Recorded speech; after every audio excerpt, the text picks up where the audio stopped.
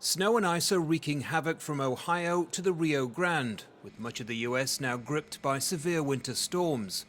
The states of Louisiana, Missouri, Kentucky and Texas have all reported deaths amid historic freezing temperatures.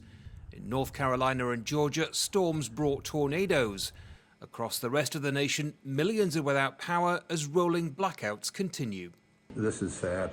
This is a sad state of affairs. I wish it were better, but somebody's got to do some planning after all this is over and make sure there's an alternative source of energy. Texas is bearing the brunt of the Arctic chill, with power outages forcing people to use warming centers. Families desperate to keep warm have taken to lighting fires. In Sugar Land, Texas, authorities believe that's what killed a grandmother and her 3 grandchildren. Just incredibly tragic. A young woman, 41 years old, family, children. It just doesn't get worse than that.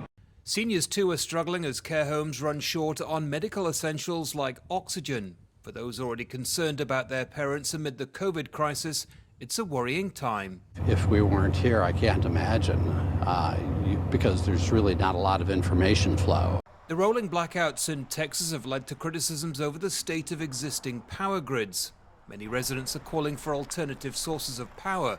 Others say that's a conversation for another time. This week we have to get warmth. People are losing homes, they're losing food, you've seen, I'm sure the people have died. So it's like we should concentrate on that first and then maybe figure out the solution next week so it doesn't happen again. The severe weather is hampering efforts to get people vaccinated for COVID-19. But forecasters say another extreme cold front will affect south and central parts of the US in the days ahead.